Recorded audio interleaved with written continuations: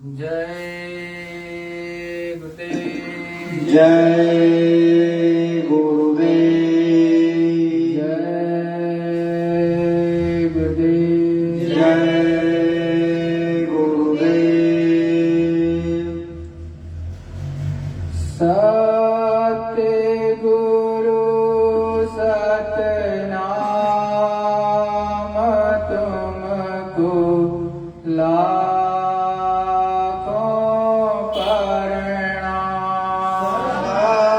सतगुरु सतनाम तुमको लाखों प्रणाम। कोटिन सूरज चांद सितारे, कोटिन सूरज चांद सितारे, रोम रोम में करें उजाले, रोम रोम में करें उजाले। सतपुरुष करतार तुमको लाखों प्रणाम। सतपुरुष करतार तुमको लाखों प्रणाम। सद्गुरु दयाल अपने गुरु महाराज ने ये प्रार्थना समझाते हुए उस मालिक की सच्ची प्रार्थना बताई कि ये जो प्रार्थना है ये नीचे की नहीं, ये ऊपर की है। मतलब ये सूरत, ये जो राधा है सीता, ये आत्मा जिसे कहते हो आप, ये जिस मंडल की रहने वाली है और जो इसके सच्चे पिता हैं, मालिक हैं, उनकी वंदना, उनका स्वरूप, उनका कितना बड़ा रूप और उनकी काया कैसी, उनमें किस तरह से प्रकाश उत्पन्न हो रहा, एक एक रोम में करोड़ों करोड़ों सूर्यों का प्रकाश जगमग जगमग कर रहा। तो गुरु महाराज ने समझाया कि सत्पुरुष करतार के एक एक रोम में करोड़ों करोड़ों सूर्यों का प्रकाश उत्पन्न हो रहा। तो आप सोचो कि उनका शरीर कितना बड़ा होगा, और आपको ये भी सोचना होगा कि उन्होंने जो विस्तार किया है अपने से अलग, वो कितना बड़ा विस्तार, और उनका स्वयं का जो देश होगा वो कितना निर्मल, कितना पवित्र और कितना बड़ा होगा। गुरु महाराज ने समझाया इसी संदर्भ में कि जितनी बड़ी काया होगी, जितना उसके अंदर पावर और शक्ति होगी, उतना ज्यादा बड़ा वो विस्तार करती है। तो ये जब सूरत के लिए गुरु महाराज ने समझाया, तो वो मालिक जो इस सूरत का पिता है, परमेश्वर है, प्रभु है, वो और उसका देश कितना बड़ा और लंबा चौड़ा होगा, जो कल्पना से भी परे है। गुरु महाराज ने समझाया और बताया कि देखो,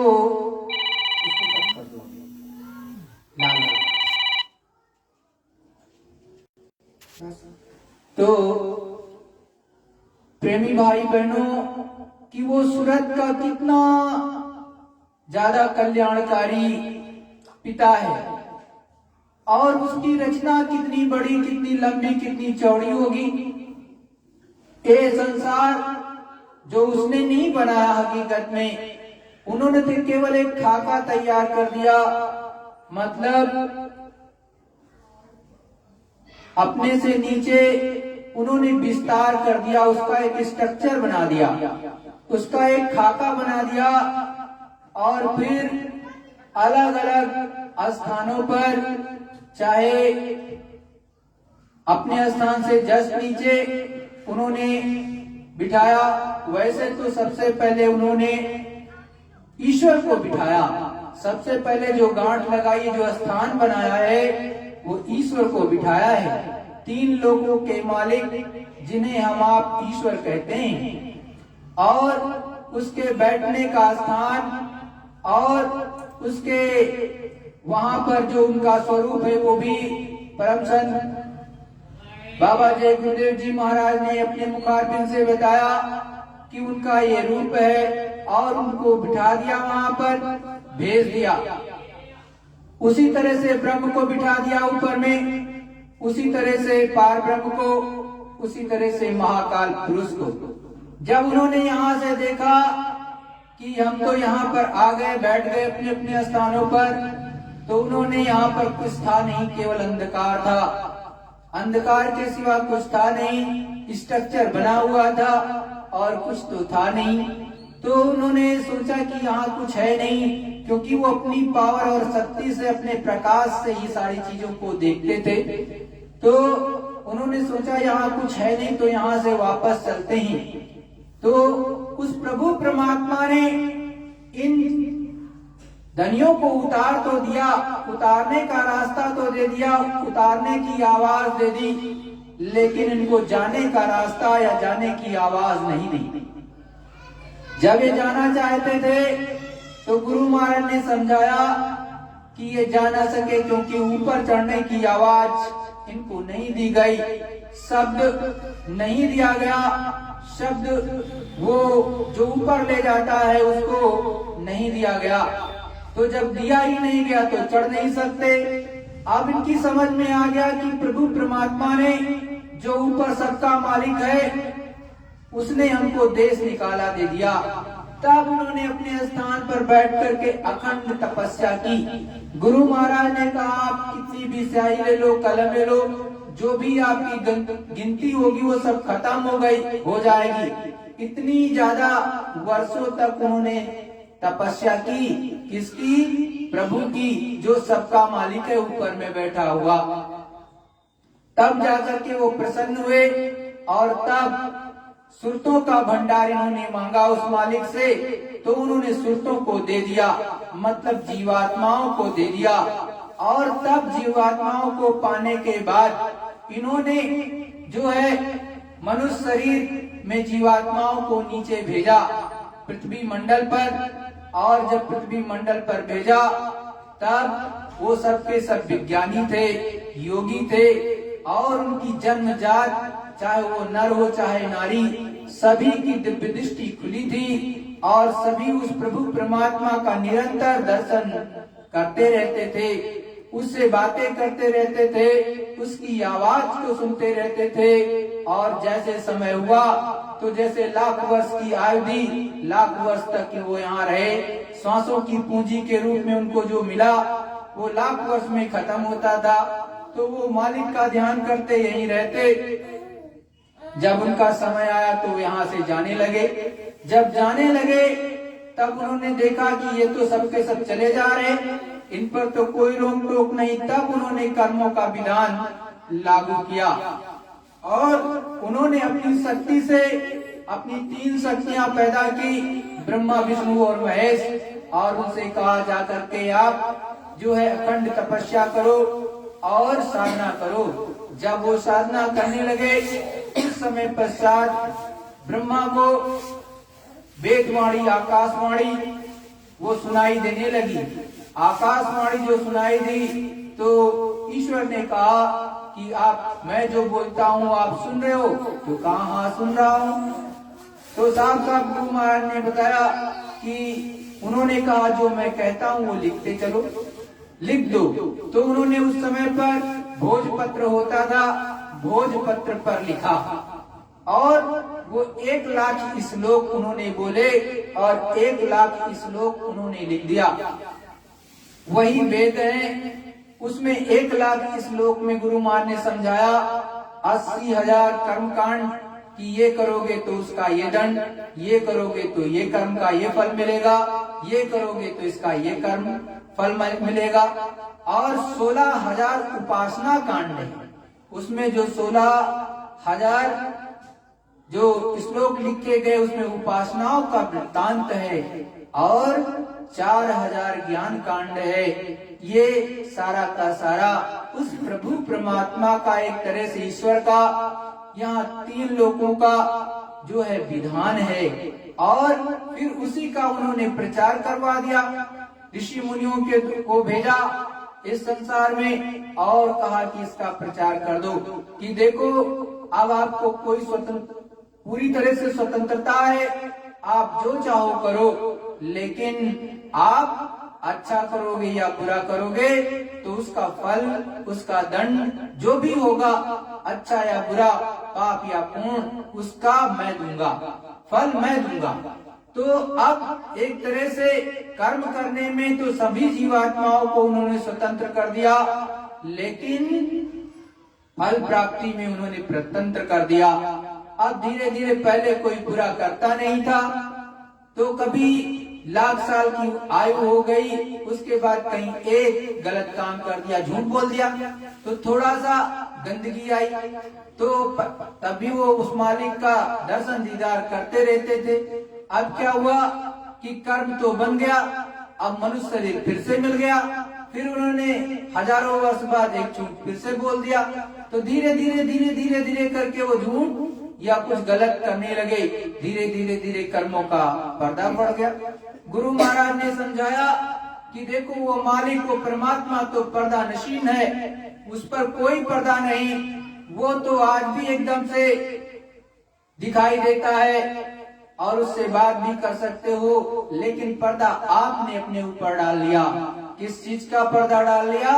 कर्मों का पर्दा डाल लिया, अच्छे और बुरे का पर्दा डाल लिया, पाप और पुण्य का आपने अपने ऊपर कर्म बंधन लगा लिए, जिसके कारण धीरे धीरे करके आपकी जो दिव्य दृष्टि थी, थर्ड आई थी, जो खुली थी, वो अब बंद हो गई और अब आपको वो प्रभु परमात्मा दिखाई नहीं देता। अगर इस कलिकाल में सच्चा संत, सच्चा फकीर मिल जाए और वो अंजन लगा ले, मतलब जिस तरह से आपकी आंख खराब हो गई, तो अब आप अगर सामान्य खराब हो गई, ये जो दुनिया की आंख है, जो शरीर में आपके है, अगर ये खराब हो गई तो डॉक्टर के पास जाते हो, और अगर इस पर मोतियाबिंद हो गया तो क्या करते हो? डॉक्टर से इसका जो मोतियाबिंद हो गया उसको भी हटवाते हो, उस पर जो लेयर आ गई है डॉक्टर से ऑपरेशन कर देता है। ऐसा ही अगर कोई सच्चा संत, जो रियल संत हो, जो उस प्रभु परमात्मा से मिला हो, अगर आप उससे मिले और वो आपको सच्चा अंजन लगाने के लिए दे दे, तो अगर सच्चा अंजन आप लगाओगे तो आपकी वो तीसरी आंख जो अभी बंद है वो खुल जाएगी। जब वो खुल जाएगी तब जाकर के वो प्रभु परमात्मा आपके लिए साकार होगा, नहीं तो आप यही कहते रहोगे कि वो निराकार है, वो कभी दिखाई नहीं देता, वो तो बाद में मिलेगा। अरे नहीं, उसने तो आपको भी बनाया है, इस सृष्टि को भी बनाया है, वो सबका सृजनहार है, वो हमेशा मिलता है, वो हमेशा दिखाई देता है, लेकिन दिखाई उसी को देगा जिसकी थर्ड आई, ज्ञान चक्षु, दिव्य दृष्टि, शिव नेत्र खुला हो। ऐसे नहीं कि आपके ऊपर कर्मों की गंदगी जमा है और आप उसको देख लेंगे। संतों महात्माओं ने बड़े साफ शब्दों में कहा, अंजन फल देखिए तत्काला। अंजन फल, आप अपनी आंखों पर अंजन लगाते ही तत्काल आपको उसका फल मिलेगा। ऐसा कलयुग का प्रभाव है, लेकिन आप अपने आंखों पर जो बंद है उस पर कभी अंजन लगाओगे ही नहीं, दवा लगाओगे ही नहीं, संत जो नाम देंगे उस नाम की कमाई करोगे ही नहीं, तो वो प्रभु परमात्मा जो सबका सृजनहार है आपको कैसे दिखाई देगा? आप तो देवी देवताओं का भी दर्शन नहीं कर पाते हो, कहते हो पूजा खूब नियम से करते हैं, पाठ भी करते हैं, लेकिन दर्शन क्यों नहीं मिलता? अरे जैसे आप हो, आपसे हजारों करोड़ों लाखों योजन ऊपर आपके जो है देवी देवता भी रहते हैं। जहाँ पर आपकी जीवात्मा है उससे जस्ट पहला कदम अगर ये निकले आपके शरीर से तो स्वर्ग में पड़ता है। तो जब स्वर्ग में ही पहला कदम पड़ता है तो यहीं से तो स्वर्ग प्रारंभ हो जाता है। और वहां पर भी एकदम से वो लिंग जो लोक है या देवताओं का स्वर्ग लोक है या वैकुंठ है या आद्या महाशक्ति का जो लोक है या ईश्वर का जो लोक है, एकदम जीवात्माओं से खचाखच भरा है। आप सोचते होंगे भारतवर्ष की जनसंख्या बहुत है और विश्व की बहुत हो गई, अरे इससे ज्यादा ऊपर है। लेकिन आपको उन देशों के बारे में या उस जगत के बारे में आपको कुछ पता ही नहीं। वो तो सूक्ष्म जगत है। आपके अंदर इतनी ज्यादा घमंड, इतना ज्यादा मान अभिमान है कि उसमें कभी प्रवेश ही नहीं कर पाए। आप इस भौतिक जगत को ही सब कुछ मानते हो, लेकिन कभी नहीं सोचते हो कि ये सूरत, ये जीवात्मा मरने के बाद जाती कहाँ है, किन लोगों में समा जाती है, कहाँ जाती है। आप तो ये सोचते हो कि ये तो एक मशीन है और हम इसको ठीक कर लेंगे। लेकिन जब डॉक्टर साहब आपको जवाब दे देते हैं कि नहीं, अब ये ठीक नहीं होगा, 2 दिन, 4 दिन, 5 दिन, महीने, 2 महीने, साल भर, 6 महीने इसकी सेवा कर लो और नहीं तो ये चला जाएगा, तब आपको थोड़ा सा धक्का लगता है कि हमने जो रुपया कमाया, पैसा कमाया, जो अरबपति या खरबपति बने, लेकिन ये मेरे काम नहीं आएगा। और डॉक्टर साहब ने जवाब दे दिया। अब अंदर अंदर तो कुड़ते हो, अंदर अंदर अपने आप को कोसते हो कि जिसके लिए मैंने छीना झपटी की, मैंने किसी का कत्ल किया, मैंने किसी का गला काटा या जो भी कर्म किए आपने गंदे से गंदे, केवल पैसे के लिए दूसरों का हिस्सा मार लिया, दूसरों के साथ अन्याय किया, ऐसा कदापि आपको नहीं करना चाहिए। अरे उस मालिक पर हमेशा भरोसा रखो, उस प्रभु पर हमेशा विश्वास रखो। आपकी प्रारब्ध उसने बनाई है, आपको भोजन अवश्य देगा।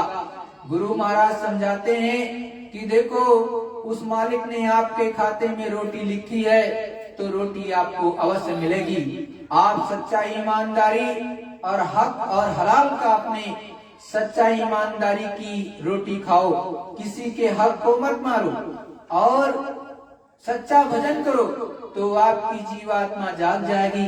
इसी मनुष्य शरीर में बैठ करके देवी देवताओं के भी, आप लक्ष्मी माता के भी दर्शन कर सकते हो, आप गणेश भगवान के भी दर्शन कर सकते हो, आप हनुमान जी के भी दर्शन कर सकते हो, आप जो है सरस्वती माता के भी दर्शन होते हैं, विष्णु जी के भी दर्शन होते हैं। और अंदर में चलोगे तो शिवपुरी में जो है शिव जी के भी आपको दर्शन मिलेंगे।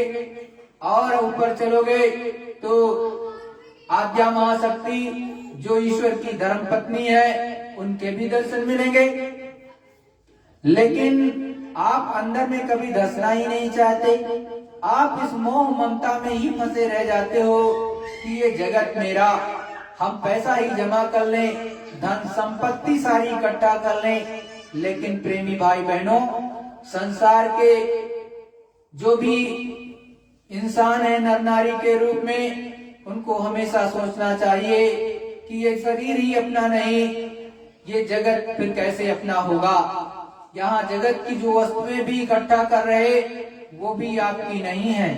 हकीकत में ये आपको बीच में मिली है। और लड़के बच्चे भी जो मिलते हैं, पति पत्नी भी मिलती हैं, माँ बाप भी मिलते हैं, वो सब बीच में मिलते हैं। कोई किसी के साथ जाने वाला नहीं। यहाँ से, इस संसार से एक दिन अकेले ही विदाई होगी, अकेले ही जाना पड़ेगा। और जब अकेले जाना पड़ेगा तो आपको सोचना चाहिए कि हम जैसे सच्चे संत बताते हैं, महात्मा बताते हैं, उनके चरणों में बैठ करके उस विधि से हम यहाँ पर रहें और निर्लिप्त भाव में रहें कि एक दिन तो जाना ही है। तो जब जाना है तो किसी के साथ अत्याचार क्यों करना, किसी के साथ बुरा क्यों करना, केवल अपनी जीवात्मा के लिए प्रयत्न करना कि ये इसकी रक्षा मदद हो जाए। साथ में सच्चाई, ईमानदारी, मेहनत से काम करो और इस शरीर की भी रक्षा करो और समाज को भी उत्तम बनाओ, चरित्रवान बनो, धर्मनिष्ठ बनो, कर्तव्यनिष्ठ बनो, तब कुछ कर पाओगे। वो प्रभु परमात्मा में खुश होगा कि देखो मैंने इनको मनुष्य शरीर दिया और ये सच्चा भजन कर रहे, उस प्रभु परमात्मा को प्राप्त कर रहे। तो ये जो मनुष्य शरीर आपको मिला ये बहुत ही कीमती है। हमेशा गुरु महाराज समझाते हैं कि देखो आपको भजन का रास्ता मिला तो बैठ करके 2 मिनट, 4 मिनट, 5 मिनट भजन करो और उस दया की धार का इंतजार करो। जब घाट पर बैठते रहोगे, सूरत के संग लेकर के मन को सूरत के संग जोड़ लोगे, रोक ले जाओगे, थोड़ा सा स्थिर हो जाओगे, आपका मन, बुद्धि, चित्त स्थिर हो जाएगा और ये जब सूरत का साथ दे देगा थोड़ा सा तो वो मालिक की विशेष दया आएगी। और वैसे भी आप प्रतिदिन बैठे रहो तो एक न एक दिन वो दया की धार निश्चित आएगी। जब निश्चित आएगी तो वो ज्वार का भाटा होगा, सेकंडों में वो मालिक आपकी जीवात्मा को यहाँ से ले जाकर के उस प्रभु परमात्मा के पास खड़ा कर देगा। आपको सेकंडों में दर्शन हो जाएगा और सेकंडों में उस मालिक की रहमत का पता चलेगा। उसकी आकाशवाणी, उसका सच्चा शब्द, उसका सच्चा नाद, उसका ईश्वरीय संगीत आपको आपके घट के अंदर जहाँ जीवात्मा बैठी है उन दिव्य कानों के द्वारा और दिव्य नेत्रों के द्वारा दिखाई दे रहा होगा और दिव्य कानों के द्वारा सुनाई दे रहा होगा। और बगल में बैठे हुए व्यक्ति को कुछ नहीं पता चलेगा। ये कभी मत सोचना ये ईश्वरीय विज्ञान है, ये स्पिरिचुअल साइंस है। बगल वाले को कुछ नहीं पता चलता, अगर सच्चा साधक बैठा है तो उसको पता चलेगा, क्योंकि उस पर भी कुछ दया की धारें आएंगी। जैसे अमृत की बरसात हो रही तो मालिक तो जब एक पे बरसा रहा तो वो भी उसी के लिए चाह में बैठा है तो उसको भी कुछ न कुछ मिलेगा, इतना निश्चित है। लेकिन जो दया से महरूम है, जो संसार में ही हमेशा लिप्त रहता है, जगत की ही सोचता है, तो उसको तो कुछ नहीं मिलेगा, क्योंकि माया काली नागनी सब जग रही लिपटाय, ज्योतिष को बंदे फिर सही को खाए। ये माया ऐसी है इस जगत की कि जो इसके पीछे भागता है उसको अपने में लपेट करके और स्वयं ही डस लेती है, खा लेती है। हमेशा के लिए आपका पतन हो जाएगा और सीधे नर्क के भोगी बन जाओगे। योगी तो रहे नहीं, तो योगी नहीं हो तो भोगी हो जाओगे और भोगी हो जाओगे तो नर्क में ही जाना पड़ेगा। उसके लिए सीधा नर्क का दरवाजा खुला है, आपको वहां ले जाएंगे यमदूत और इतनी पिटाई होगी, इतनी पिटाई होगी कि रूह लाखों लाखों मील तक चिल्लाएगी, वहां तक आवाज जाएगी और वो कोई सुनवाई वहां नहीं होती, कोई सुनता नहीं। यहाँ जहाँ बैठे हो यहाँ से ठीक 66,000 योजन ऊपर आपके यमलोकपुरी है। जाओ अंदर में तो देख सकते हो, लेकिन कभी जाओगे ही नहीं तो कैसे देखोगे? वो बाहरी आंखों से नहीं दिखाई देगी। आपकी जीवात्मा में तीसरी आंख है, उसी को दिव्य दृष्टि कहते हैं, उसी को नुक्ता चीनी कहते हैं, उसी को पुंगी फल भी कहते हैं। उसको खोलो तो उसमें गिरी मिलेगी, लेकिन उसको कभी खोलोगे ही नहीं, कभी अंदर में धसोगे ही नहीं तो कैसे देखोगे? हमारे ऋषि मुनियों ने, संतों महात्माओं ने समय समय पर आकर के इस धरा मंडल के जीवों को जगाया, बताया कि बुरे कर्म मत करो, अच्छे करो। और धीरे धीरे जब अच्छे करोगे कोई सच्चा संत मिल जाएगा, आपको सद्बुद्धि दे देगा, सच्चा नाम का भेद भी बता देगा। आप नाम नाम तो कहते हो, कभी आप सीताराम कहते हो, कभी राधे राधे कहते हो, कभी राधा स्वामी कहते हो, कभी राम राम कहते हो या कुछ भी कहते हो, लेकिन कहते हो लेकिन वक्त का नाम जगाया जाता है, जो वक्त का नाम होता है वही काम करता है। इसीलिए कहते हैं नाम नाम सब कोई कहे, नाम न चीने कोई। नाम नाम तो सभी कहते हैं, लेकिन चिंता नहीं है कि सच्चा नाम क्या है। रामायण में भी लिखा है कि नाम का ही जाप करो, लेकिन नाम कैसे मिलेगा, नाम में पावर कहाँ से आती है, किसके द्वारा दिया जा सकता है, कौन सा नाम फलदायी होता है, इसको तो जानना पड़ेगा। जब तक जानोगे ही नहीं तो कैसे काम बनेगा। अब जैसे एक डॉक्टर साहब का ही छोटा सा एग्जाम्पल है, ये दुनियावी एग्जाम्पल है कि डॉक्टर ने एक मर्ज है लेकिन 100 आपको मेडिसिन रखी हुई है, 100 तरह के नाम है। अब उसमें से कौन सा मेडिसिन काम करेगी ये आपको क्या पता। आप तो अपने से एक उठा करके गप से डाल लेते हो अपने मुंह में, और एक दूसरा, जब तक एक से नहीं काम बना दूसरा डाल लिया, दूसरा नहीं तो तीसरे पे चले गए, तीसरे नहीं तो चौथे पे चले गए। लेकिन सच्ची वाली तो एक ही है, संजीवनी बूटी तो एक ही होगी, 10 थोड़ी ना होगी। तो आपको ये समझना पड़ेगा कि सच्चा कौन है, सच्चा भेद कौन बताता है, तो आपको पता चलेगा। गोस्वामी जी ने भी इसी कलयुग में प्राप्त किया, उन्होंने सतयुग में नहीं आए। अभी मुश्किल से 450-500 साल हुआ होगा, तभी तो आए हैं। उन्होंने भी प्राप्त किया। उन्होंने रामायण में अपना निज अनुभव लिखा है, अपना स्वयं जो उस प्रभु परमात्मा को कैसे प्राप्ति हुई उन्होंने लिखा है, और साफ साफ हर चीजों को बताया है। लेकिन आप इधर उधर खोजते हो तो कैसे मिलेगा। और उन्होंने भी कहा उमा कहो निज अनुभव अपना, सतहरि भजन जगत सब सुपना। साफ साफ वहां पर एक वृत्तांत समझाते हुए बताते हैं गोस्वामी जी कि देखो, शिव जी बताते हैं पार्वती माता से कि देखो मैं उमा आपको साफ साफ समझा रहा कि देखो इस जगत की हर चीज मिथ्या है, बेकार है।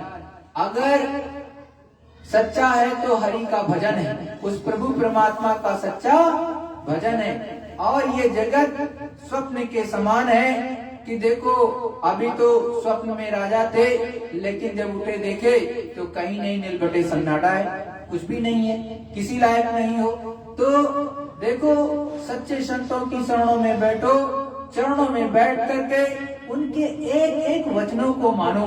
और गुरु महाराज ने बड़े साफ शब्दों में कहा कि 2 बातें हमेशा याद रखो और उसको गह लो। पहला तो आपको सत्संग मिले, दूसरा आपको नाम मिले सच्चे संत से। तीसरी बात जो जोड़ी उसमें यह है कि सत्संग जो आपको मिले उसको अपने अंदर उतारो, उसको पकड़ो, उसको अंदर में धारो, तब आपका काम बनेगा। लेकिन एक कान से सत्संग सुना, दूसरे से निकाल दिया, इससे कोई लाभ नहीं होता है। कहते कथा कीर्तन कर लिया, चलो हो गया। अरे ये कथा कीर्तन नहीं होता है, ये रियल उस प्रभु परमात्मा का सच्चा विज्ञान है। और जहाँ से दुनिया का सारा भौतिक विज्ञान खत्म हो जाता है, वहाँ से प्रारंभ होता है। ऐसा वैसा नहीं है कि आप सोचते हो कि ऐसा है। जब दुनिया की सारी टेक्नोलॉजी फेल हो जाती है तो प्रभु परमात्मा का ही विज्ञान चलता है, और सेकंडों में वो चाहे तो आपके अकल को ठिकाने लगा दे। 2 मिनट 3 मिनट बहुत है। जब प्रकृति का डंडा बजने लगता है तो 1 सेकंड में सबको भगवान का होश आ जाता है। ऐसा संतों महात्माओं ने कहा है, एक डंडा पड़ने में अकल आ जाएगी आपको भगवान तुरंत याद आ जाएगा कि भगवान क्या होता है। अभी तो बहुत लोग ऐसा भी टंट मारते हैं, टोंट मारते हैं कि भगवान क्या होता है।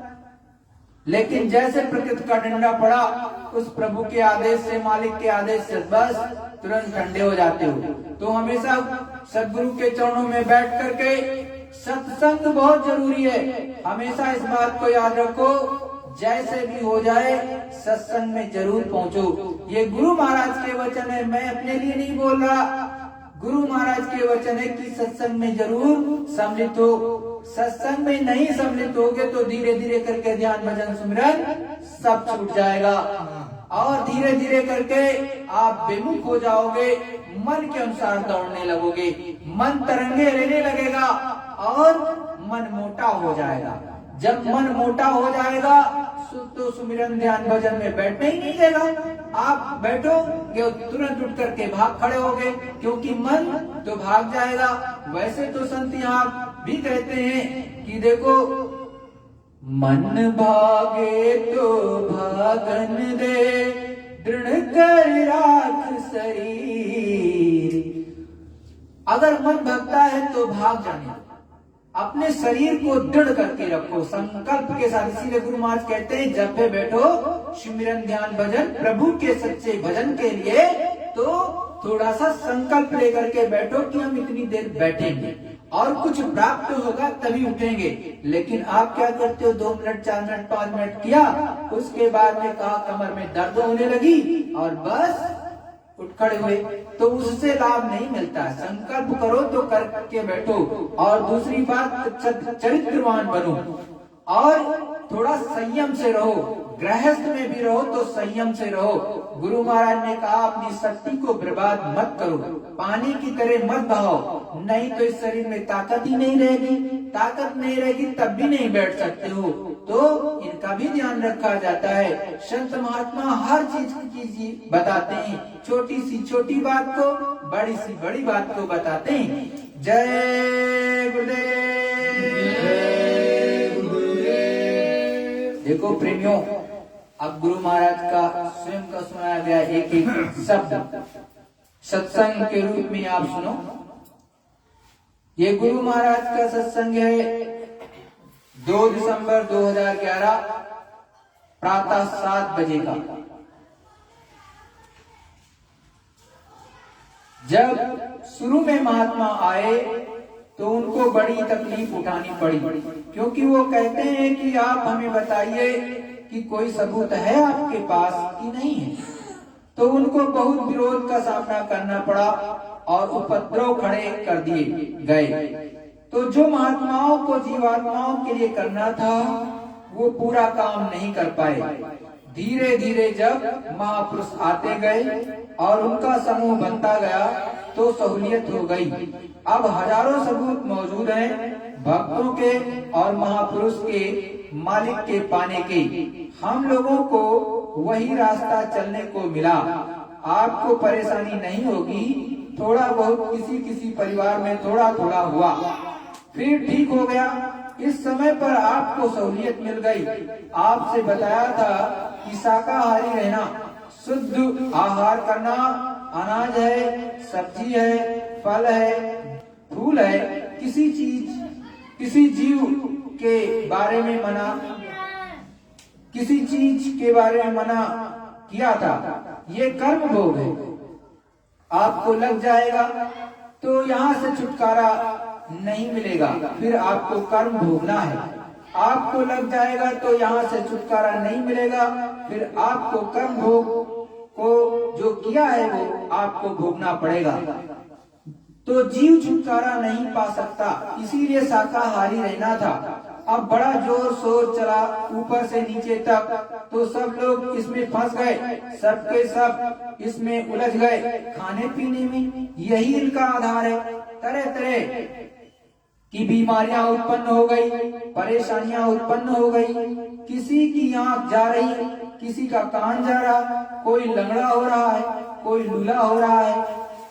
कड़ी बनी है। जब लोग हमारे पास आते हैं, लंगड़े लूले हैं, अंधे बहुत लोग आते हैं, तरह तरह की बीमारियां लेकर आते हैं। हमने कहा कि हम तो पहले ही आपको हाथ जोड़कर मना करते थे कि ऐसा मत करो, अशुद्ध आहार से बचो, सही से रखो, दिन में काम करो, खेती का दुकान दफ्तर का, शाम को आए बाल बच्चों की सेवा की, उसके बाद जो समय थोड़ा बचता है तो सच्ची आराधना में आत्मा को लगाओ।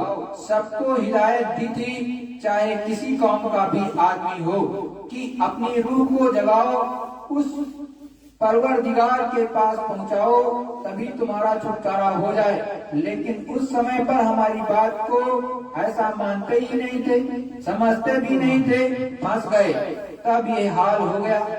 अब जा करके जागरण आया, आपके सामने हमने शाकाहार का प्रचलित प्रचार हर जगह, हर शहरों में लोगों से करा दिया।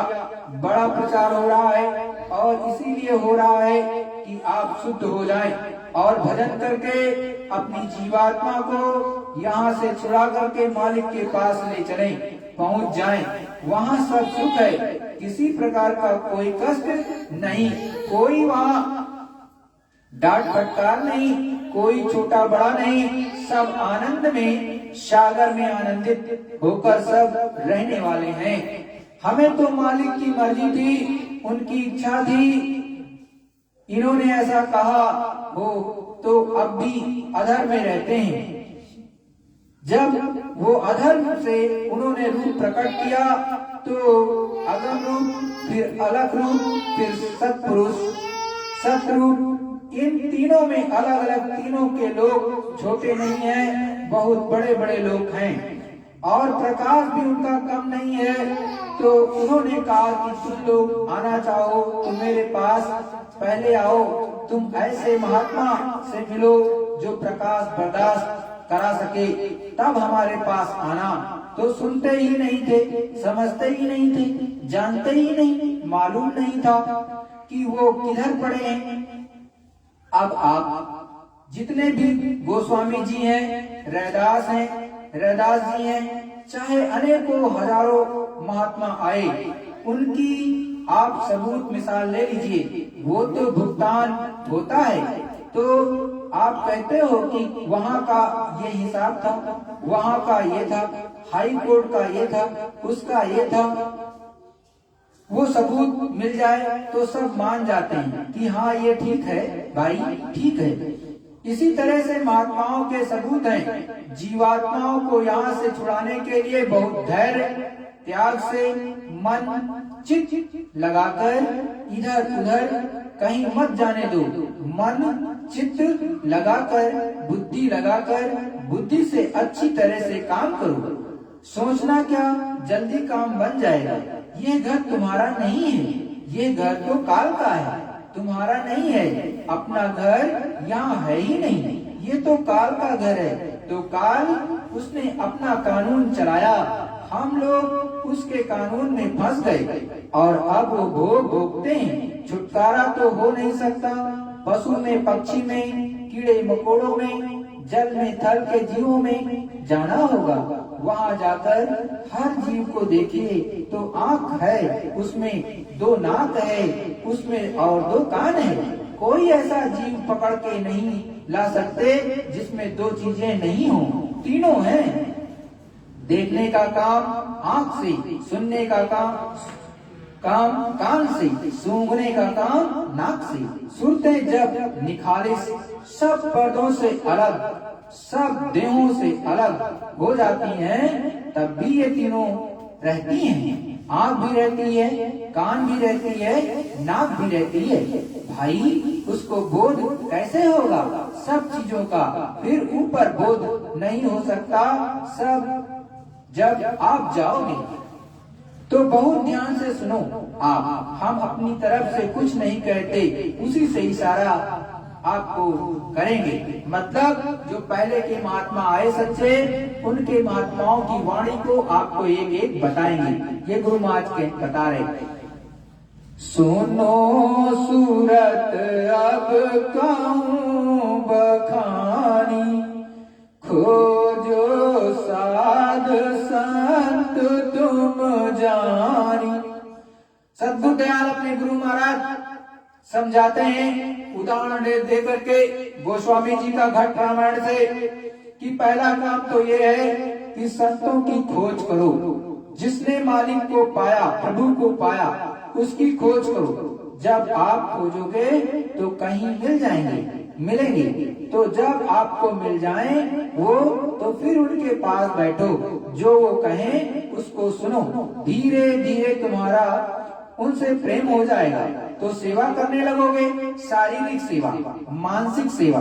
फिर जब वो रास्ता बताएंगे तो अंदर कृपा लेने, दया लेने के लिए भजन करने लगोगे आप। तब उसी में सूरत को शब्द के साथ जोड़ करके ले चलेंगे। जरा सा तुम्हारा खिंचाव होता है तो तुम एकदम से डर जाते हो कि हम मर जाएंगे, फौरन डर लगता है। जब किसी ने अपना भय दिया कि बदला लेगा, तो फिर वो कुछ न कुछ रूप दिखा देगा कि अपना बदला लेंगे, उसी में डर जाते हैं। ये हमको देखने को मिला, हमको ये डराया और तलवार लेकर के दौड़ा था, तो ये डर से छोड़ देते हैं। छोड़ो नहीं, वो तो इतना दिखा के चलते वक्त बदला ले लेंगे, चाहे तलवार दिखाएं, चाहे डांटें, चाहे रूप दिखा दें आपको।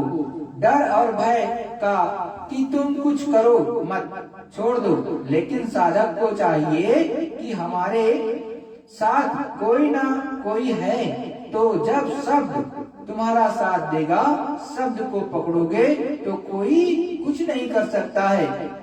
प्रेमी भाई बहनों, गुरु महाराज देखो समझा रहे कि अंदर में जब साधना बनने लगती है तो अंदर में अनेक तरह के जीव आ जाते हैं। जो जीव आकर के क्या होता है, वो लोगों को डरा देते हैं। अब वो तलवार लेकर के मारने के लिए आपको दौड़ पड़े अंदर में, मतलब ये सूरत जब अंदर में चल रही तब कि तलवार लेके मारने आ रहा, या अपना बड़ा सा रूप बना दिया कि जैसे बहुत तेजी से उनका बहुत बड़ा भयंकर रूप आपकी तरफ आ रहा। अब आप डर गए कि अरे क्या हो रहा।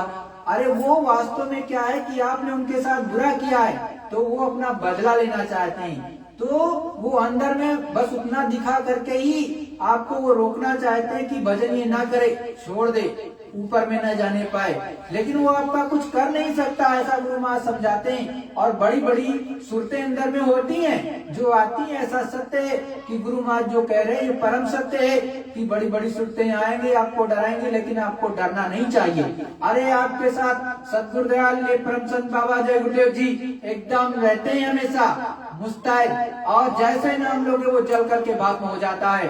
आपको उसी समय जय गुरुदेव नाम और पांचों नाम एक साथ बोलना चाहिए। अगर केवल जय गुरुदेव नाम आप लेते हो तो जय गुरुदेव ही लगातार लो, जय गुरुदेव जय गुरुदेव जय गुरुदेव। जो भी होगा आगे, आप जो अंदर में ऊपर में चल रहे होगे, आसमान में, गगन मंडल में, रूहानी जगत में, ऊपर में, तो क्या होगा, वो जल करके भस्म होगा या हट जाता है वहां से। इसलिए कभी डरा मत करो और ये मत कि छोड़ करके बैठ गए।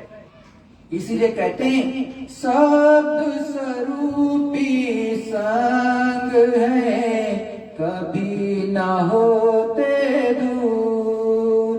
धीरज रखिए चित्त में, दिखेगा सतनूर। अरे भाई, सतगुरु दयाल अपने गुरु महाराज हमेशा अंग संग रहते हैं। अगर ये अंग संग ना चले तो आपकी सूरत एक कदम, एक तिल नहीं बढ़ सकती। सत्य ये है, भले आपको दिखाई दे या ना दिखाई दे, आपको पता चले या ना चले, लेकिन ये अंग संग चलते हैं, हकीकत में हमेशा चलते हैं। आपके ये दाहिने साइड रहते हैं, हमेशा दाहिने सदगुरु संग चलता है, तब ये सूरत चलती है। सूरत चले वाले ना अंदर में। सतगुरु कर उन सेवा ठानो, चित लगाए चरणन में आनो। सतगुरुदयाल स्वामी जी महाराज कहते हैं कि तुम ये करो कि मुझे सेवा करनी है, चित्त को लगा करके सेवा करो, और जो वचन सुनाया जाए उसे चित्त लगा करके सुनना है, इधर उधर नहीं। उपाय आपको बताया, सेवा तो करना ही है, सेवा से तो ये संसार पाया। अगर सेवा नहीं करता तो जीवात्माओं का भंडार उसको कभी नहीं मिलता। सेवा किया है, सेवा से खुश हो गए, सेवा से तुमसे हम खुश हो गए। कहते हैं कि तुम हमसे कुछ भी मांगो हम तुमको दे देंगे। तो सत्पुरुष से उन्होंने कहा कि हमको जीव का भंडार दे दीजिए। तो सेवा बस होकर के सौंप दिया है तुमको। मैंने सेवा के बस होकर काल को सौंप दिया, और काल के नगर में भय रहेगा। काल रहेगा तो भय रहेगा, डर रहेगा, तो तुम चलोगे। गुरु महाराज देखो समझा रहे कि देखो काल भगवान को भी जो ये सूरतें जीव आत्माएं मिली हैं पूरे संसार में, या लिंग लोक में की, या जो पृथ्वी मंडल की है, मृत्यु लोक की, या स्वर्ग वैकुंठ की, या ऊपर आद्या शक्ति की लोक की, या जो है ईश्वर के लोक की, जितनी जीव आत्माएं सब जो भंडार मिला है वो भी सेवा से ही पाया है, जो उसने असंख्यों साल तक का तपस्या की है, किसकी? प्रभु की। तब खुश होकर के उनसे जीवों का भंडार मिला। और आप अब किसके बस में हो, किसके अंडर में हो कंट्रोल के? काल भगवान के। तो काल जहाँ रहेगा वहां डर तो रहेगा ही, वो मारेगा जरूर अगर गलत करोगे तो। तन मन सब उसको अर्पण कर दो, एक दिन सतलोक पा जाओ, चरणामृत प्रसादी लेना, दर्शन पर तन मन सब देना। अब गुरु महाराज समझाते हुए कहता है कि चरणामृत प्रसादी, जो कुछ भी उनके हाथ से मिल जाए वो लेना और चरणों में गिरना, तन मन उनके ऊपर न्यौछावर करना कि हमारा मन भी आपका है, तन भी आपका है, सब आपका है, हमारा कुछ नहीं है, उन पर अर्पण करो। क्या वो कुछ ले थोड़े लेंगे? तुम्हारी चीज तुम्हारे पास रहेगी, लेकिन तन मन की ये हमारा मन नहीं, ये शरीर नहीं, ये कोई चीज नहीं, ये उनकी है। थोड़े कि आपको मार देंगे या आपको घर से निकाल देंगे कि चले जाओ, ऐसा नहीं है। मतलब गुरु महाराज समझा रहे कि तन मन को उनको अर्पण कर दो। तो तन अर्पण कर दिया तो इस तन से बुरा कर्म नहीं करेंगे। इसका मतलब ये होता है जब आपका वो रहा ही नहीं, आपने अपने सद्गुरु को दे दिया तो इस तन से बुरा नहीं करेंगे, इसका अर्थ ये होगा।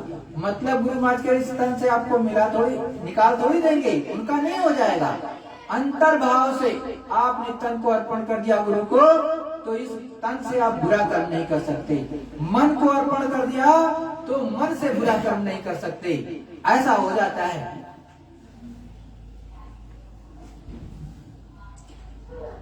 उनकी सेवा फल अति देई, सतलोक तू एक दिन लेई। गुरु महाराज समझाते हुए बताते हैं कि उनकी सेवा का फल ये है कि एक समय आ जाएगा कि सतलोक में जीव पहुंच जाएगा। वहीं से ईश्वर को भी देखेगा कि सहस्त्र दल कमल में है, ब्रह्मा त्रिकुटी में बैठे हुए, उनका भी साक्षात्कार, 10वां द्वार में पार ब्रह्मा बैठे हैं, उनका भी, भंवर गुफा में महाकाल पुरुष बैठे हैं, उनका भी दर्शन, तब जाकर के सत्यलोक में वो पहुंचेगा। धीरे धीरे से चलो, ये फल मिलेगा। कहते हैं ऐसा वक्त समय आ जाएगा कि सेवा का फल आपको मिल जाएगा, कि अपना घर मिल जाए, अपना देश, अपना प्रियतम मिल जाए, प्रभु मिल जाए। सत्संग उनका तुम नित करना, वचन सुनो और चित्त में धरना। गुरु महाराज कहते हैं कि सत्संग करना चित्त लगाकर, जो जो वचन सुनाए उनको चित्त में लाना, हर वक्त याद करते रहो कि हमको ये वचन सुनाया, हमको ये इस पर चलना है। देखो गुरु महाराज कहते हैं कि नित्य प्रतिदिन आपको सत्संग सुनना चाहिए और उनके वचनों को भी अंतर में धारना चाहिए, अपनी अंतरात्मा में उतारना चाहिए कि गुरु महाराज ने हमारे ये बताया है, सच्चे संतों ने ये चीज बताई है। चाहे वो रैदास साहब हो, चाहे कबीर साहब हो, चाहे जो है मलुक साहब हो, चाहे जो है जगजीवन साहब हो, चाहे पलटू दास हो, चाहे भीखा साहब हो, चाहे गुरु नानक साहब हो, चाहे जो है दूसरे कोई सच्चे संत हो, तो उनका कहना आप अपने अंतर में धारो। और जो इस समय का है उसको तो विशेष ध्यान में रखा जाता है, जिससे आपको नामदान सच्चा मिला है। तीन लोक सब माया चेले, ब्रह्मा विष्णु महादेव पेले। ये तीन लोग तो सब माया के सेवक हैं। जब सत्पुरुष ने काल को अलग किया, जो हमारे देश से सबको अलग करते हैं, तो सत्यलोक से अलग कर दिया। तो सेवा की, सत्पुरुष की करते करते सेवा से प्रसन्न हो गए। तो हम सब जीवों का भंडार, जब उन्होंने कहा हम सेवा से प्रसन्न हैं, तुम अपने मुंह से मुझसे मांगो, वही हम दे देंगे। तो सत्पुरुष से फिर उन्होंने मांगा और दे दिया। सेवा के वश हो करके, सेवा नहीं करते तो कुछ नहीं मिलता। वो अकेले ही यहाँ रहते, सेवा के बल जीवों के भंडार पा गए। तीन लोक अंतर और बाहर, काल व्यापा देखा जाहिर। सद्गुरुदयाल समझाते हुए कहते हैं कि तीन लोग अंदर भी हैं, बाहर भी, यहाँ भी वहाँ है, वहाँ भी। काल ने जब ले लिया तो तरकीब से रचना की है। ऊपर से पार ब्रह्मा का अलग देश, उसके नीचे ब्रह्म का अलग, उसके नीचे ईश्वर का अलग, जिसको मुसलमान खुदा कहते हैं, ईसाई गाड कहते हैं, उनका अलग अलग देश है। अब वहां की ये बताए तो कोई मानता नहीं, कोई कहता है हम खुदा के आगे नहीं जानते, कोई कुछ कहता है, कोई कुछ कहता है। इसीलिए अपने घर की तरफ पता नहीं कि हमारा घर कहाँ मिलेगा, इसमें फंस गए। रास्ता नहीं मिला तो लड़ाई झगड़े में ये सब हो रहे। बिन सतगुरु सतनाम बिन कोई न बाचे जीव, सतलोक चढ़ कर चलो तजो काल की सीव। गुरु महाराज कहते हैं कि काल ने जो रचना माया की रची है, इसको छोड़ करके महापुरुष के साथ सत्यलोक चलो। सत्यलोक में काल नहीं है, वहां से निकाल दिए गए। अब वो अमर देश है, उसके ऊपर सब अमर देश, और अधर तो बहुत दूर है। अधर तो बहुत ऊंचा है, वहां तो संख्यों युगों तक आप रहो तो पैमाइश नहीं कर सकते हो, इतना बड़ा देश है।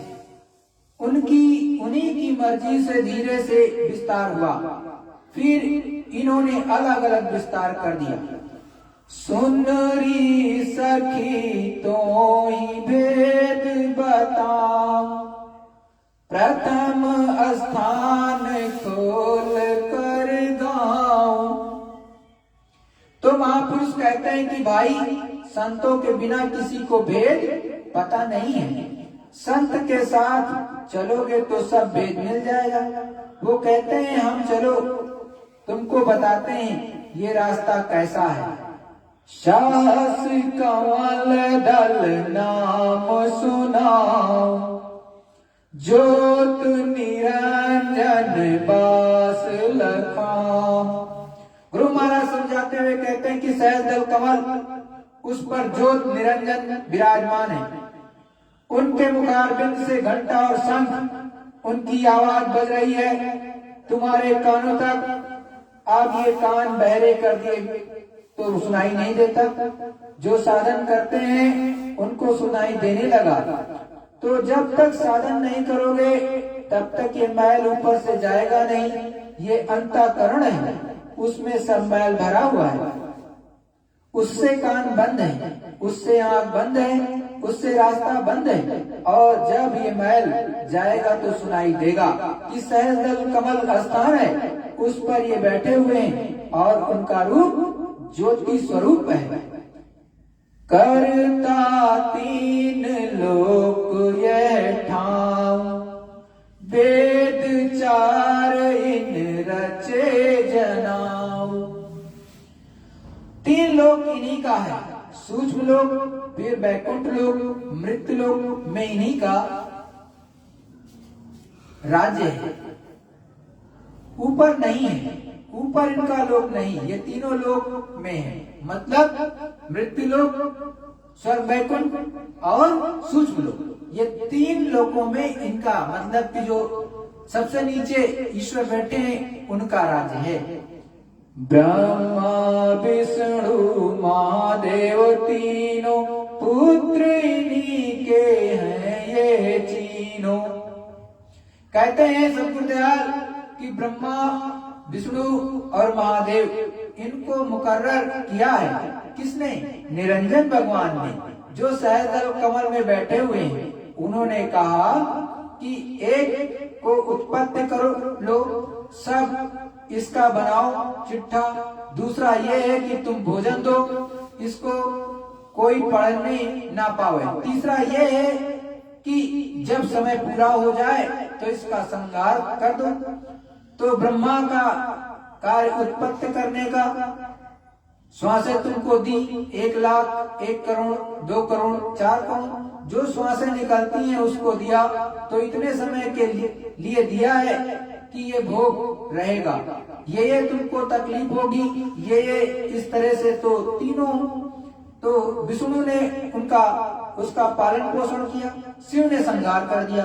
तीनों के अलग अलग काम हैं, ये सब अपनी अपनी जगह पर बैठे हुए हैं।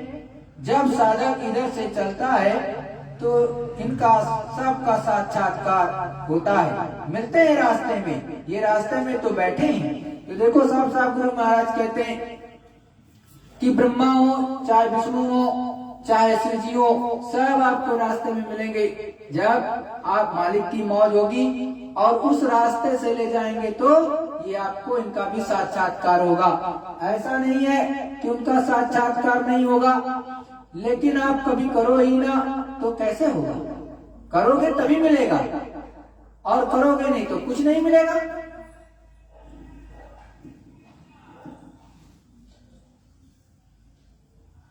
कुल बैराट रचा इन मिल के, जीवन घेर लिया इन पिल के। सद्गुरुदयाल गुरु महाराज कहते हैं कुल बैराट रचा इन्होंने, बना करके जीवों को दे दिया। आप जीवों को सूरत को जाने नहीं देते। जीव कहते हैं सूरत, जीवात्मा को सोल कहते हैं। घेर लिया है उसको, जाकर के आंखें बंद कर दी, कान बंद कर दिए, नासिका बंद कर दी, तो कुछ समझ में नहीं आता। अब ये बाहर का देखते हो, बाहर का सुनते हो, बाहर का सुनते हो, कान बंद हो गए, बहरे हो जाओगे, आंख बंद हो गई, अंधे हो जाओगे, नासिका बंद हो जाएगी, श्वास नहीं आएगी। जीवों को घेर दिया कर्मों में। अब कर्म करते हो लिखा जाता है, रोज का जो करोगे उसको उसका जुड़ता जाएगा। तुमने ये कर्म किया, तुमने ये कर्म किया, तुमने ये किया, तुमने ये किया, तुमने पुण्य किया, तुमने पाप किया, तुमने हत्या की, ये सब वो लिखते चले जाएंगे। जैसे यहाँ रोज हिसाब किया जाता है, इतना गया इतना आया, सब आखिर क्या, ऐसे रोज रोज किया जो भी उधर भी। जाल बिछाया जग में भारी, इनकी पूजा जीव समारी। अब सद्गुरुदयाल समझाते हैं कि जाल बिछा दिया, सब इन्हीं की पूजा करते हैं। फिर ब्रह्मा की पूजा, कोई विष्णु की पूजा, कोई शिव की पूजा, इन्हीं की पूजा करते हो, मिलता कोई नहीं है। ना ब्रह्मा मिले, ना विष्णु मिले, ना शिव मिले। स्वर्ग जो है तुम्हारी आंखों के सामने है, स्वर्ग कोई दूर नहीं। आंख साफ हो जाए तो स्वर्ग में उसमें प्रवेश हो जाओ। तो ये सब दिखाई देते हैं, सब मिलते हैं, लेकिन ऐसा जाल बिछाया है कि इनके पास भी नहीं पहुंच सकते। फंसे जाल में पचे कर्म में, धोखा खाया पड़े भर्म में। कहते हैं यहाँ आकर फंस गए और पर्दे कर्म में, सारी जिंदगी में यही कर्म किया और धोखा खा करके नर्क में चले गए। नर्क है नर्क, यहाँ यातना है, यातना दी जाती है और वो चले गए। आज जो हम करते हैं देखते नहीं, वो तो समझते नहीं, वो तो जो कर रहे हैं सब लिखा जा रहा है और सब फैसला हो जाएगा। और जब वहां जाओगे और जब पड़ेगी मार, तब तुमको याद आएगा कि फिर क्या कर सकते हो, भोगो। वो निर्दयी सब है, ऐसे निर्दयी है कि मार से जीव मुड़ जाए। इतनी मार, इतनी यातनाएं दी जाती हैं कि जीव चिल्लाते हैं, कोई सुनने वाला नहीं है। अब जो इनको कोई समझावे, सत्पुरुष का भेद लखावे। कोई आवे इनको समझावे और ये कहे कि सत्पुरुष जो सब कुछ है, चलो वहां तो देश, वो देश राज ऐसा है, वो सत्य है, वहां मृत्यु नहीं होती है, कोई मौत नहीं होती है, तुम चलो वहां। अब मानते नहीं है, झगड़ा करते हैं। झगड़ा ये संसार वालों के लिए सच्चे संत बताते हैं कि झगड़ा करते हैं, कि उधर जहाँ जाना चाहिए वहां नहीं जाते, उनसे रार कर लेते हैं, लड़ाई झगड़ा करने लगते हैं। तो नहीं माने झगड़ा ठाने, पक्षपात कर ढिंग नहीं आवे। पक्षपात करते हैं कि हम उनके पास नहीं जाएंगे, उनसे ज्यादा तो हम ही जानते हैं, उनसे ज्यादा तो हम जानते हैं। ये है, वो कुछ नहीं जानते, झगड़ा करके अलग हो जाते हैं। जो कुछ सुनाते हैं वो नहीं सुनना चाहते हैं और रोकते हैं। वहां की हम तो जानते हैं, वहां क्या करोगे, जाकर के मना करते हैं। आपको भी बहुत लोगों ने रोका, लेकिन आप नहीं माने तो निकल आए, चले आए। याद मैं तो को समझाऊं, ये सब ठग खुल कर जतलाऊं। कहते हैं कि इतने में मैं उनको समझाता हूँ कि ये सब ठग है, ये ठग लेंगे तुझे, ठग लेंगे तुझे, कुछ मिलेगा नहीं। कौन सबसे होशियार रहो, इनसे बचे रहो। इनके मार्ग तू मत जाए, तू संतन की शरण शमाय। कहते हैं सूरत, तू इनके मार्ग तू मत जा, संत जहाँ मिल जाए वहां जाओ। और जब हम बताएं उस रास्ते पर चल, वो रास्ता बताएंगे कि तेरा रास्ता है वापस जाने का घर में, और वो जो कहे उसको मान। सतगुरु कहे सोई तुम मानो, सतगुरु कहे सोई तुम मानो, इनका वचन न कर पर मानो। कहते हैं कि सतगुरु कहे उसको मानो। अब उसको मोड़ कर समझाते हैं और मना करते हैं कि जीव फिर जाएगा। जो समझाया, जो समय थोड़ा सा मिला है, कुछ कर लो, नहीं तो खत्म हो जाएगा, तो चला जाएगा नरकों में, कैसे बचेगा। राह रकाना दोई दर्शाई, पता भेद अब कहूँ जनाई। कहते हैं कि रास्ता क्या क्या है, वो ये सब पता और उसका भेद तुझे बताता हूँ कि रास्ता ये कैसे जाओगे, उस पर ये रास्ते में क्या क्या मिलेगा, सब तुझको बताऊंगा कि क्या मिलेगा। मन और सूरत जमाओ दिल पर, घेर घुमर घट जाओ पिल कर। जब आंख बंद करो तो मन को आंख के साथ रखो, तो सामने तिल दिखाई देगा, तो सामने तिल दिखाई देगा।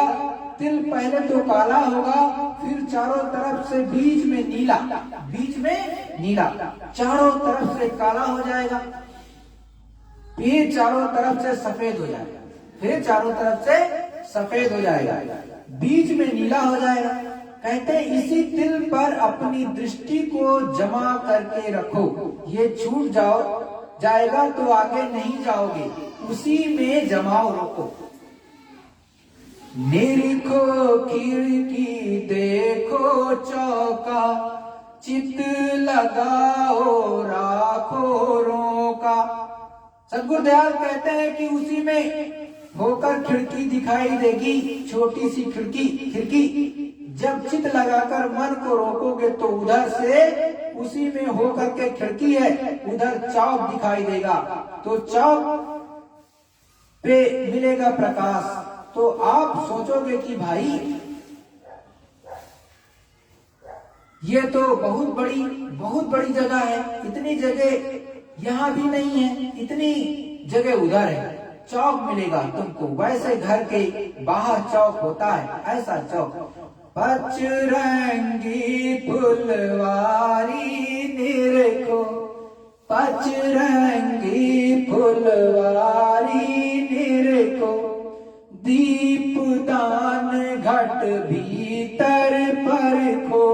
सदगुरुदेव देखो कितनी अच्छी तरह से आपको एक एक चीज बता रहे, समझा रहे कि 5 रंगों की फुलवारी, काला, नीला, पीला, साफ साफ गुरु महाराज जी 5 रंगों की ऊपर फुलवारी चलती है।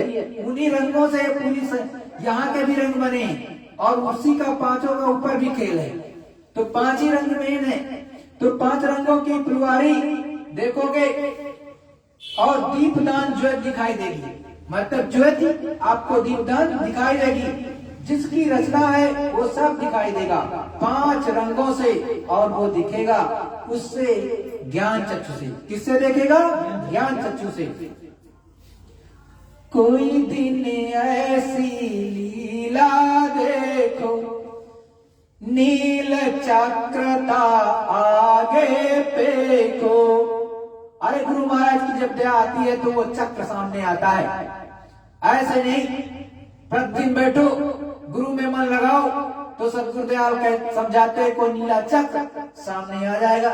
तो कोई समय जब करते करते आ जाएगा तो आता है, ऐसे घूमता है, उस चक्के के अंदर चले जाओगे, ऐसे घूमेगा, उसमें रोशनी प्रकाश होगा, अंदर चले जाओ अंदर। तो गुरु महाराज ने और समझ लो थोड़ा सा कि वो चक्कर ऐसे मारता है, ऐसे चलता है वो लप लप लप लप लप लप। तो उसके ऊपर आपकी दिव्य दृष्टि नाचनी नहीं चाहिए, आपको अंदर जाना है। तो याद रखो जैसे चक्र में बीच में निशाना मारा जाता है, वैसे इस दिव्य दृष्टि से तिल पे एकदम सामने रखो तो सन से जीवात्मा अंदर होकर के उस पार चली जाती है। तो ऐसे काम किया जाता है। तो करो प्रेमियों, ये मिलेगा आपको जैसा गुरु महाराज बताते हैं, मिलता है, पक्की बात। बीरा प्रेम बलता को फोड़ो, ज्योत निहारो मन को मोड़ो। सदगुरुदेव कितनी अच्छी तरह से आपको समझा रहे। साधना करते करते किसी दिन ऐसा हो जाएगा कि अंदर चले जाओगे। कहते हैं कि विरह हो, तड़प हो, रोगे, विरह लगा करके आंखों से आंसू गिरेंगे और चित्त को लगाओगे तो फिर वो फट जाएगा, बंद है वो खुल जाएगा। अब सामने ज्योति का साक्षात्कार दर्शन होगा, 3 लोक का दर्शन। तब क्या बोल रहे हैं वहाँ पर सब सुनाई देगा। वहाँ क्या बोला जा रहा है, ईश्वर भी क्या बोल रहे हैं वो भी सुनाई देता है, उनसे बात होती है। ऐसे नहीं समझो कि ईश्वर से बात नहीं होती, ईश्वर से बात होती है।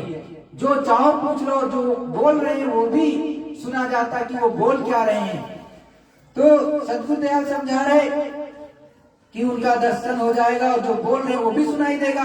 स्थान कैसा है सब पता चलेगा, ये स्थान क्या है सबको लिखा हुआ है। तो वहां पर आपको जो भी गुरु महाराज ने बताया सब दिखाई देने लगेगा सामने एकदम से।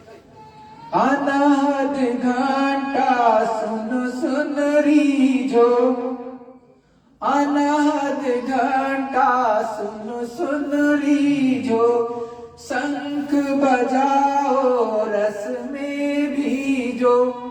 सदगुरुदेव कितनी ऊंची बात बता रहे हैं जो यहाँ कहीं भी आपको सुनने को नहीं मिलेगी कि कैसे वो चीज सूरत साधना जब करती तो पाती है तो कितना आनंद उसको आता है। और कैसे कहते गुरु महाराज कि घंटा सुनाई देगा, जो बाहर में घंटा बजाते हो अलग अलग जाकर के, वो घंटा आपके अंदर में सुनाई देगा। जो सच्ची साधना करोगे बैठ करके, सच्चा भजन करोगे, सच्ची समाधि लगा करके, समाधि का मतलब नहीं कि उठेंगे ही नहीं, मुश्किल से 15-20 मिनट, 10 घंटा, आधा घंटा, 1 घंटा, इतना ही कर लो तो वो मालिक मिल जाए।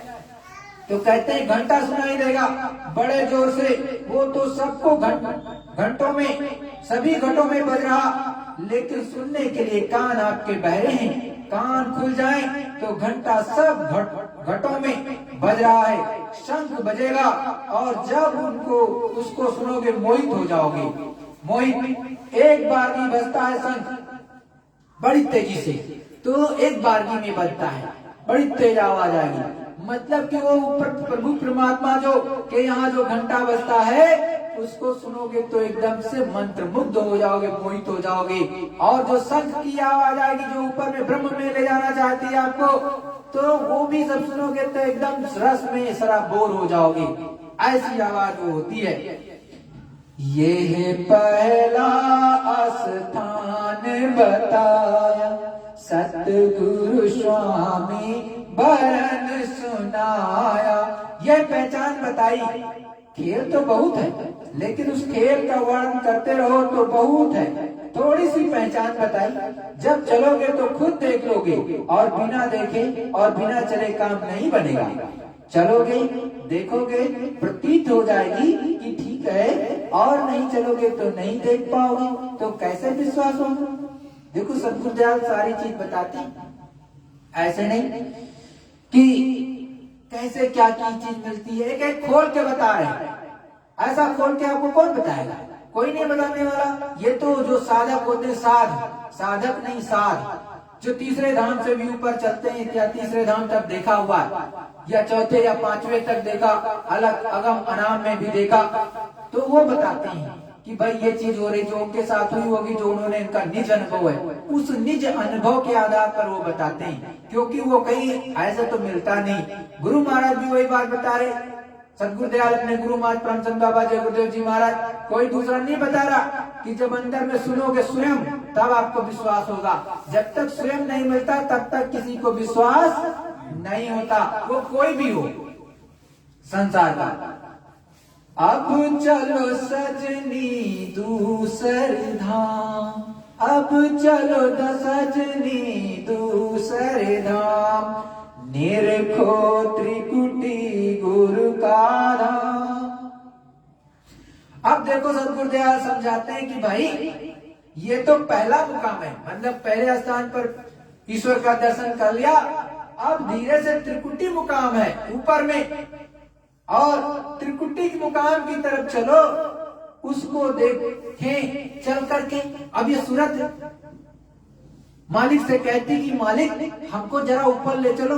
भाई जब गुरु महाराज ने आपको नाम दान दिया, समझाया, तो पहले बताया ईश्वर का रूप ये है, उनके बैठने का स्थान, उनका नाम लेकर के बताया। अब जब वहां तक पहुंच जाओगी तो ये सूरत, ये मालिक से यही तो प्रार्थना करेगा, और मालिक भी यही कहेंगे, आप सजनी अब तू, मतलब कि ये सूरत तू चल ऊपर में, अब उस ब्रह्म के पास चलना है, वहां का दर्शन करना है। तब ये सूरत, ये जीवात्मा तैयार होती है आगे चलने के लिए।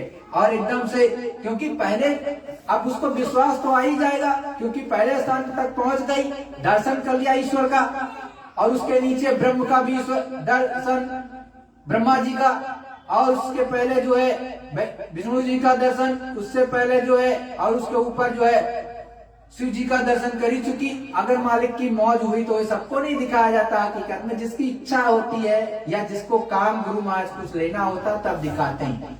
अदरवाइज वो फंसाने वाला जगह है। स्वर्ग और वैकुंठ में आपका फंसाव बहुत ज्यादा है, शक्ति लोक में भी बहुत ज्यादा फंसाव है, वहां पर आपको गिरने का सारा सामान है। इसलिए साधक को जल्दी नहीं ले जाते हैं, गुरु महाराज सीधे पहले स्थान पर ले जाएंगे, अधिकतर यही होता है। लेकिन मालिक की मौज हो जाए, तुम्हारी भी इच्छा है तो दिखा देंगे, उसमें कितनी देर लगती, सेकंडों में वो आते हैं। अगर मालिक की मौज हो जाए तो सेकंडों में नीचे वो आते हैं, आपको यही दर्शन हो जाएगा, सीधे सामने दर्शन होता है। लेकिन मौज ना हो उस प्रभु परमात्मा की तो कुछ नहीं होगा भाई। ओंकार धुन जहां विश्राम, गरजे बादल और घनश्याम।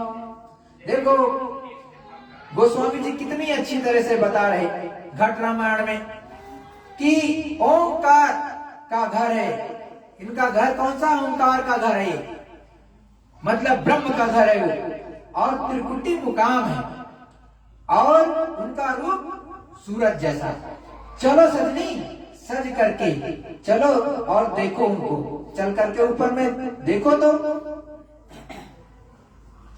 सूरज मंडल लाल मुकाम, गुरु ने बताया गुरु का नाम।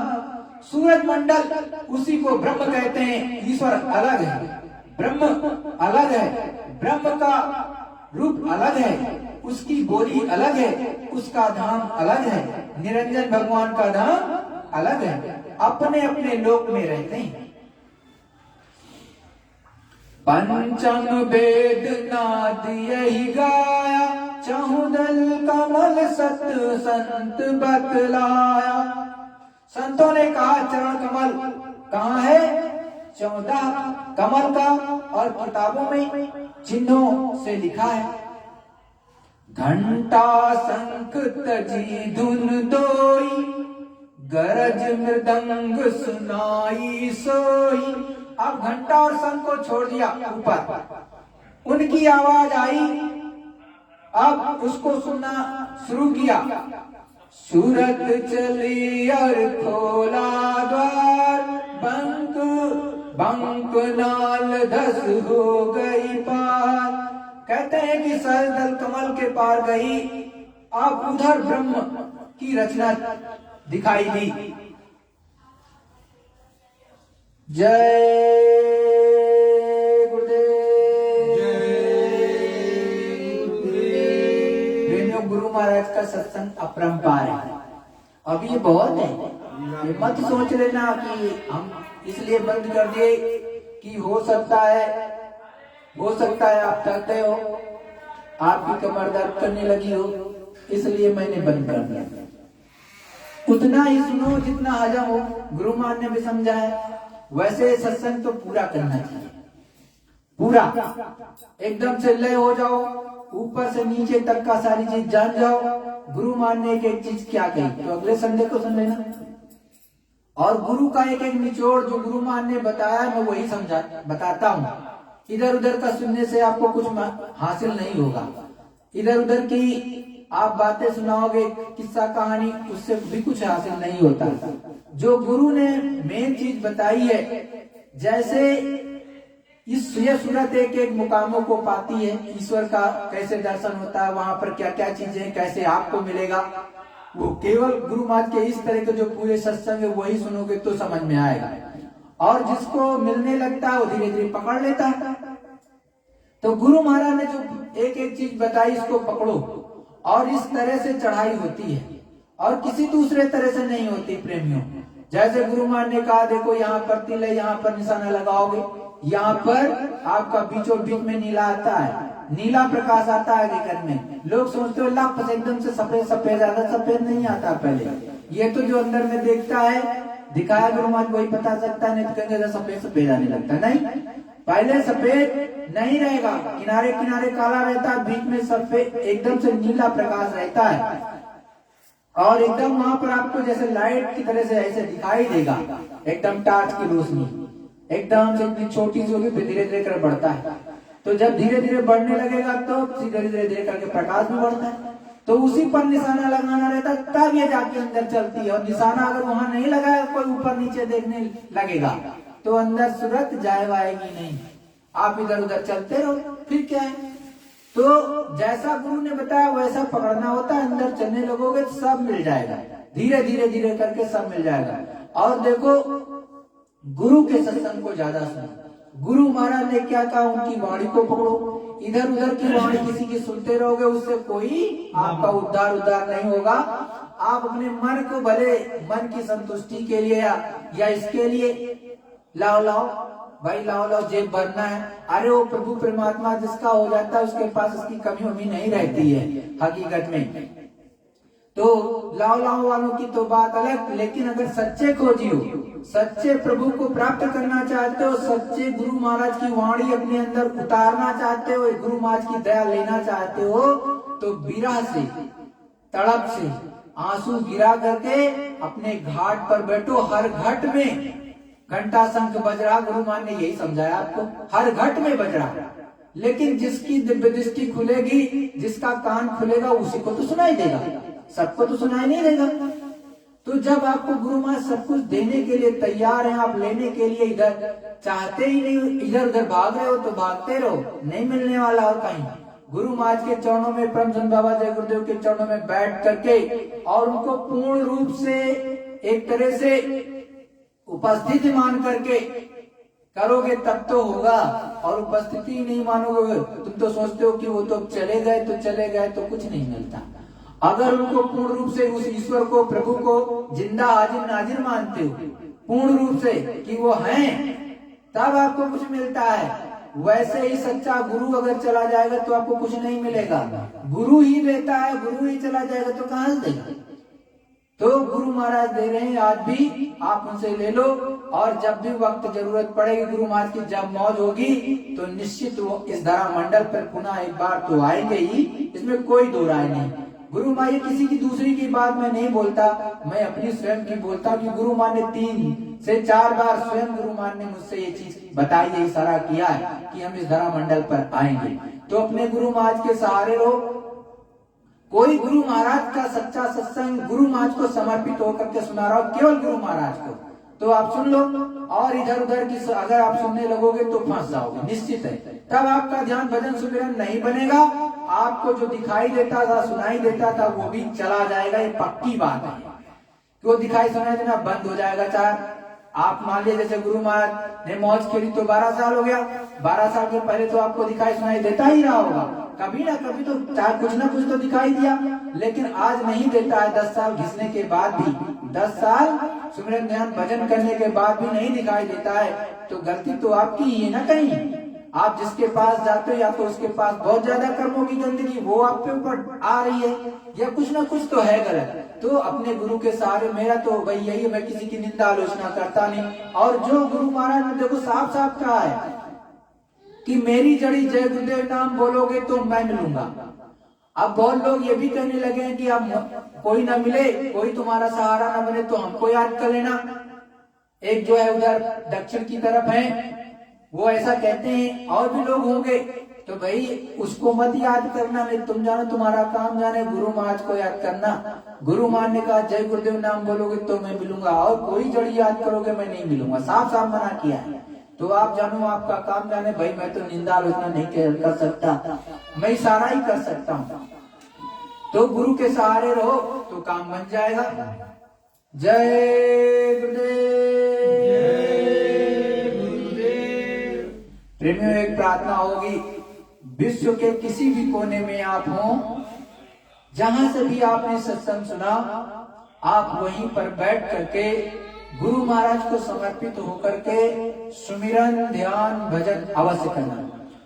और प्रेमियों एक चीज और, 16 फरवरी को यहीं पर जो स्थान पर आप देख रहे हो, यह स्थान पर आपका विशेष सत्संग 12 बजे से 2 बजे के बीच में होगा।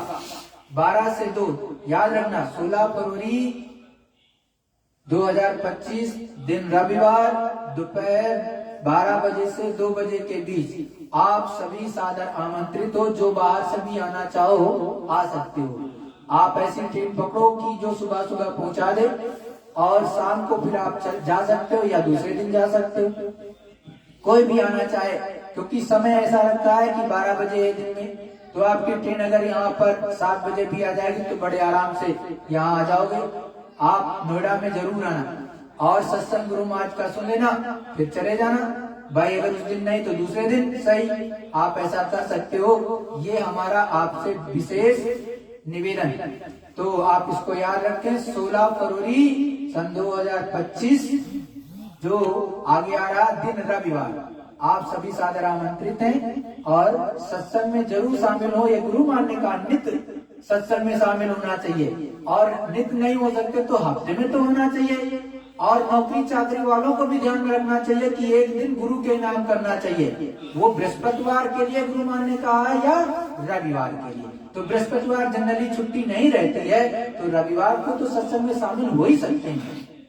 तो विशेष तौर से 16 फरवरी सन 2025 दोपहर 2 बजे से 12 बजे से 2 बजे के बीच, यहीं पर जिस स्थान पर आप देख रहे हो उसका अगर पोस्ट में मैं डाल दूंगा, डिस्क्रिप्शन में आप पढ़ भी लेना। एड्रेस क्या है, एड्रेस यहाँ का मिल जाएगा। आप सादर आमंत्रित हैं। और सुमिरन ध्यान भजन भी कराया जाएगा। आप आकर के सुमिरन ध्यान भजन अवश्य करेंगे, क्योंकि सत्संग किया और भजन ध्यान सुमिरन नहीं किया तो फायदा ही क्या। जय गुरुदेव।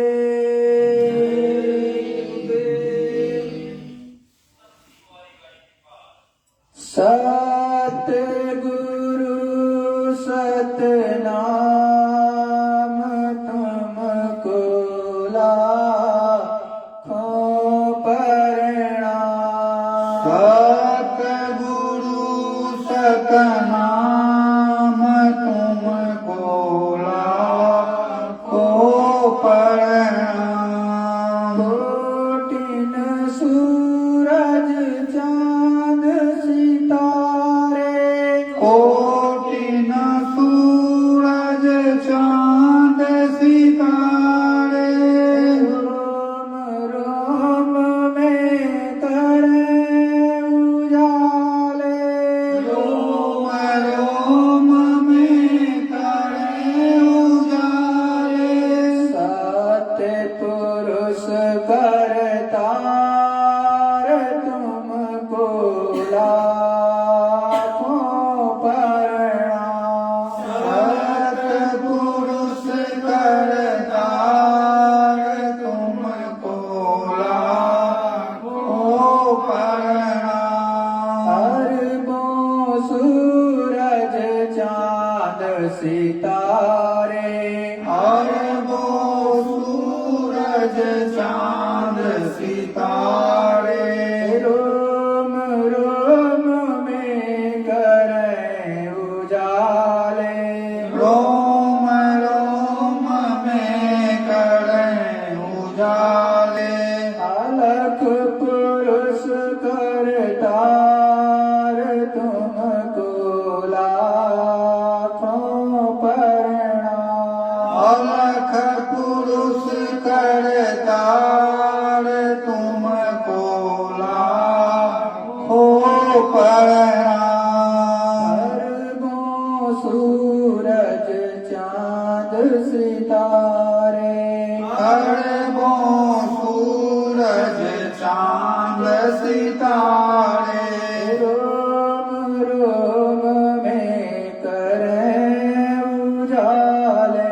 रोम रोम में करें उजाले।